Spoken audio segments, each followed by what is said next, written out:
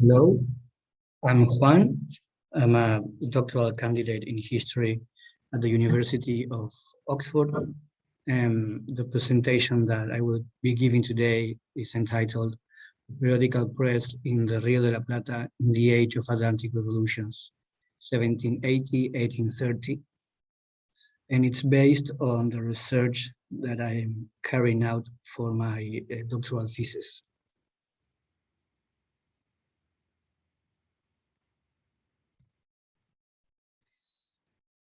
The Rio de la Plata region, roughly in present-day Argentina and Uruguay, was promoted to the rank of viceroyalty around 1776 as a result of major imperial reforms in Spanish America. The capital city of the viceroyalty was Buenos Aires. The city's geographical and commercial location was strategic, linking the inland trade with the mining town of Potosí in the northern province of the Upper Peru, with the expansive maritime networks of the Atlantic world. The role of the port city of Buenos Aires in the commerce of silver from Potosí also allowed it to develop a significant ascendancy over other important trade routes.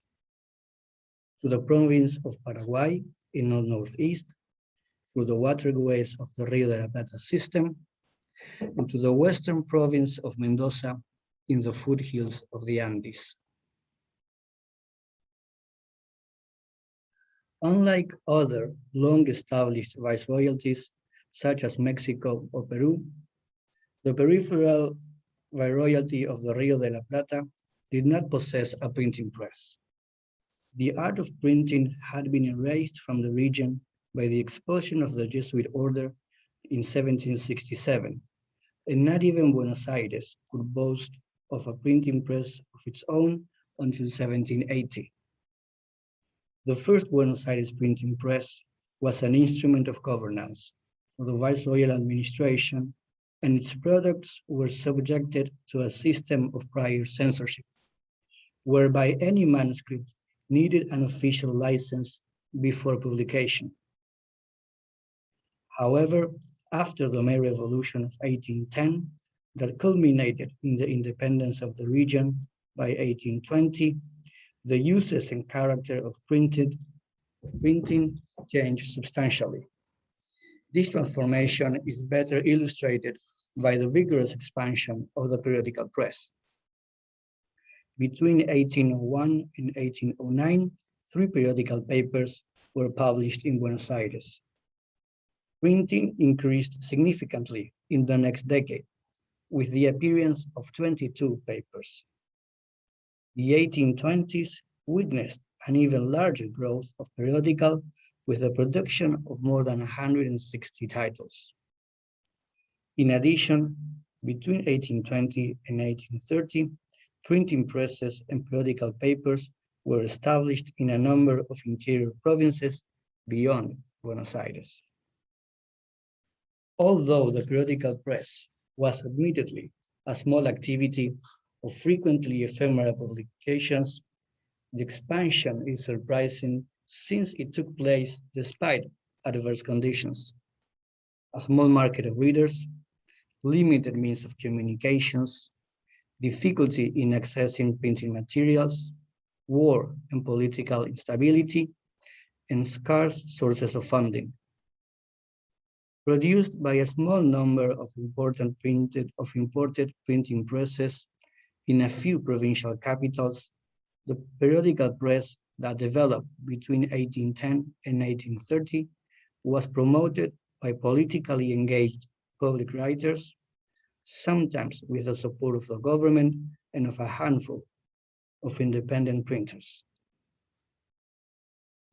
The present paper will argue that the expansion of the periodical press in the revolutionary Rio de la Plata is better understood by the unique ways in which it could be used to shape a new political culture. Historians have struggled to fully explain the expansion of the periodical press during the revolutionary decades, and to elucidate the motives behind the production of many short-lived and ill-fated titles. Those motivations, however, become clearer when considering the relationship between the type of publication and political innovation. Given its specific characteristics of periodicity and coverage of and engagement with current events, the periodical press was equipped to become an instrument for the implementation and assertion of constitutionalist and anti-absolutist principles. In this way, the periodical press contributed to four aspects of revolutionary politics. A, to the establishment of the freedom of the press. B, to the development of a political press. C, the transformation of public writers into political actors. And D, to the emergence of public opinion. In sum, the periodical press expanded because of its potential as a political tool. In 1820, Tomás Guido, a patriot military officer from Buenos Aires, wrote a letter from his station in Santiago de Chile to an ally in Peru. Guido highlighted the common plight of Spanish Americans in the struggle for liberty, justifying the importance of letters and periodical papers in the following terms, and I quote, "To this end, we seek through all available means, informations and reports to rectify our plans. We look for friends to enlighten us about the current capability of tyrants, their decisions, their fears, their hopes, their resources, and their opinions. And we attempt, above all, to strengthen the seat of liberty, destroying with our periodicals the impressions that the fanatism, the ignorance, and the pride of the Spaniards try to fixate on the heart of the peoples." End quote. What Guido was describing was the general role of communications for the independentist endeavor. Access to information was crucial to shape public opinion, to understand current affairs, and even to plan effective military operations. His remarks stressed the prominent place that periodicals had in that universe of information, where periodical papers were associated to the fight for freedom. Since the crisis of the old regime, a decade prior to Guido's letter, the press in the provinces of the Rio de la Plata had undergone a fundamental transformation. Centered in Buenos Aires and to a lesser degree in Montevideo, the new press enabled the circulation of ideas, political participation, and public debate beyond what had been experienced under colonial rule. In this way, the press became an important instrument to reimagine the possibilities of the body politic. However, while insightful with respect to the use of the press in the service of revolutionary propaganda, Guido's description only partially conveys the extent of the transformation. Periodicals multiplied in number, modestly in the 1810s and then more vigorously in the 1820s. Besides being employed by patriots and loyalists, they were also used by the latter to defend their positions, and by the diverse revolutionary movement in the conflicts between rival groups. No sector among the main contenders remained indifferent to the periodical press.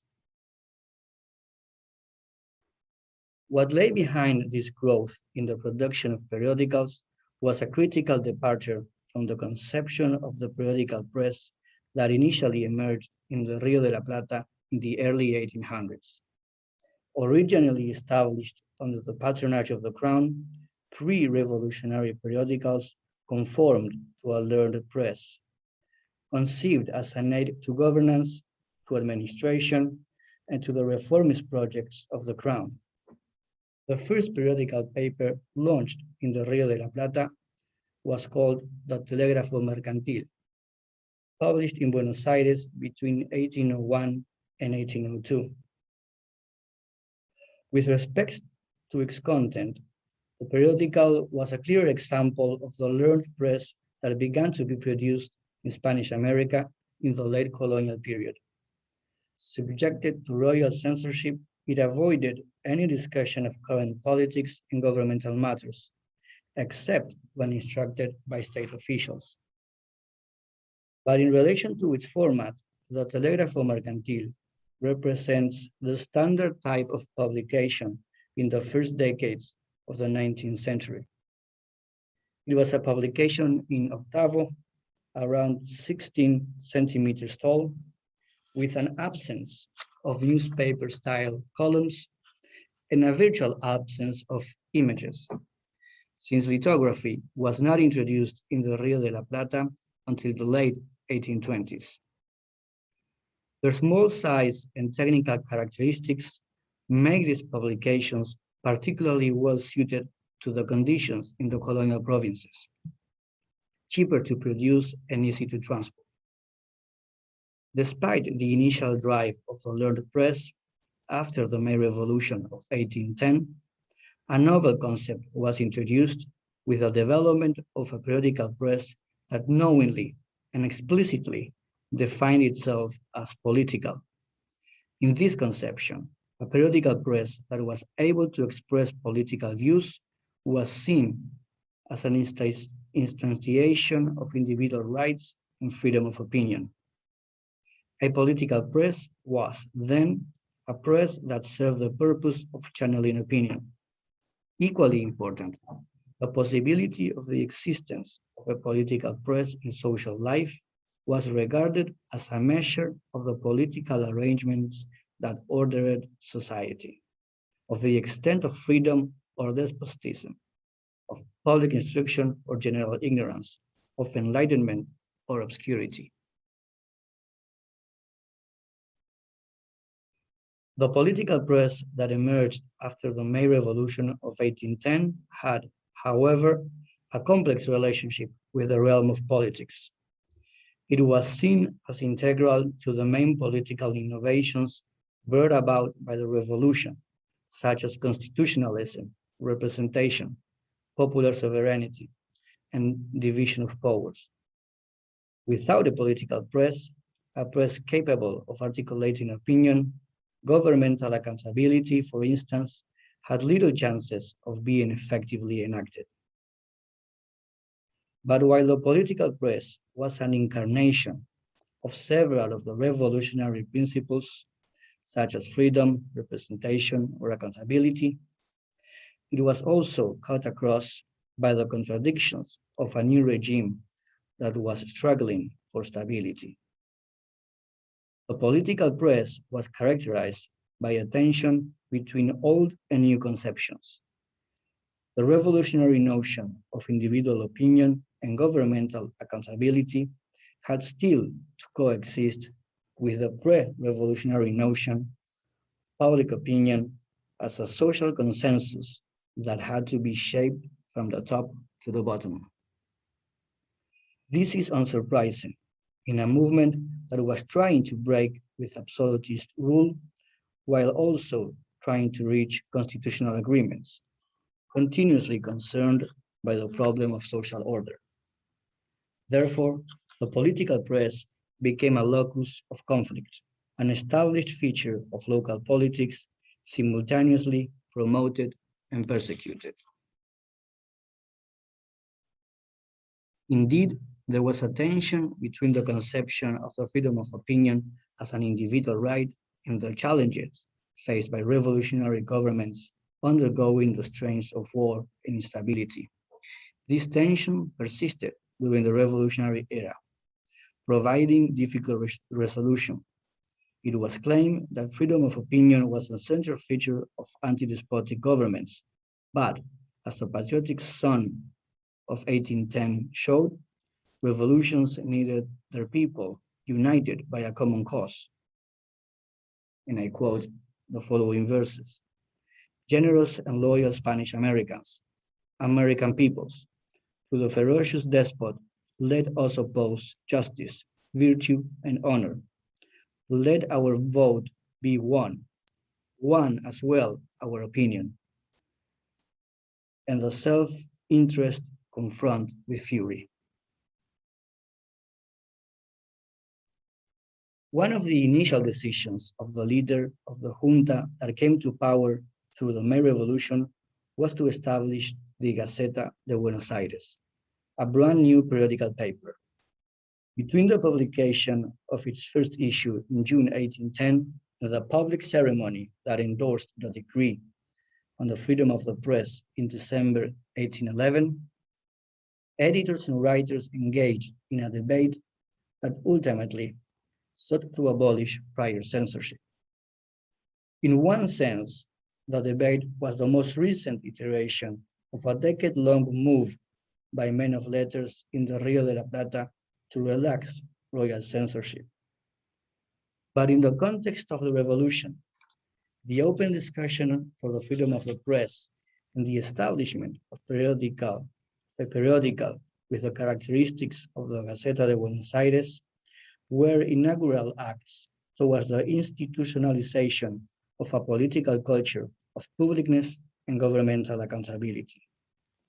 Earlier insistence on the freedom of the press as a condition for the advancement of useful knowledge gave way to the conceptualization of the freedom of the press as a feature of anti-despotic government and an element of civil liberty. Even though a decree on the freedom of the press was not formally sanctioned until April 1811 and later ratified in a modified version between October and December that same year, royal prior censorship had de facto ceased to be in place since the establishment of the Gaceta de Buenos Aires.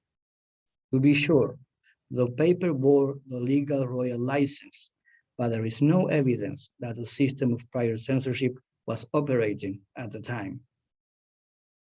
On 7th June 1810, the prospectus of the new periodical laid out the principles that guided the editors.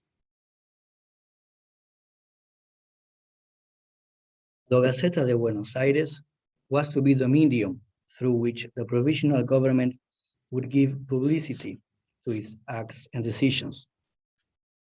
As expressed in the prospectus, and I quote, "In order to guarantee the purity of its intentions, the people has the right to know the behavior of its representatives," end quotation. This was a radical statement that ran contrary to the regalist precept of the secrecy of the state. By committing its policies to print, the junta aimed to build a practice of publicness that would serve an even larger representative body, a proposed General Congress that would give the provisional government permanent powers. In this way, the Gaceta de Buenos Aires was meant to fulfill two distinct but related functions. It would be used as an official gazette, informing about the government's decisions, with a special resolve to publicize governmental acts, and it would also be a medium for publicists to contribute to and potentially criticize public policy. Once prior censorship was abolished, the freedom of the press transitioned from being an aspiration of men of letters to a practical reality of political life. In the scenario opened by the crisis of the Spanish monarchy and the May Revolution, the freedom of the press gave way to a battle of opinions that was increasingly embraced by individuals and groups beyond the narrow circle of government officials. The new tool of free writing was taken up by a variety of political actors that eventually forced governments to discuss its limits and to produce more refined legislation to regulate the practice. Although prior censorship was not reintroduced until the regime of Manuel de Rosas in the 1830s, and the freedom of the press was consistently invoked as a legitimizing element of constitutional efforts, by the end of the 1820s, the right to publish had been the object of several revisions. The chief matter at stake in the developments that modified legislation relating to the freedom of the press was the issue of the limits to be imposed on those who abused the right. How should it be enforced, under what criteria, and through what mechanisms? The freedom of the press and the right of opinion enabled the expansion of a public that had growing opportunities to engage with the press as a result of the multiplication of spaces of socialization and the changing attitudes towards political news. Efforts were made to forge and expand an audience that could be politically organized using the press. In November 1810, the government requested the church assistance to disseminate the Gaceta de Buenos Aires in rural areas, sending parish priests copies of the periodical to be read during Mass. A year later, in 1811, the Gaceta de Buenos Aires exhorted public officials to read the public papers to farmers, artisans, and soldiers. It was a central matter, and I quote, "Until every soldier becomes a citizen and every citizen becomes a soldier, our independence will be a ghost with no reality," end quote. And the best way to achieve the civic and political education of the people was through the periodical papers, relying on officials and military officers to organize public readings and explain the ideas they convey. Against the backdrop of an expanding audience for the press and the growing importance of periodicals as a political tool, the clash of opinions became a feature of public life in the Rio de la Plata. To assess the degree to which this new practice took hold in those South American provinces, consider the fact that even opponents of the revolution found it necessary to engage in public political debate.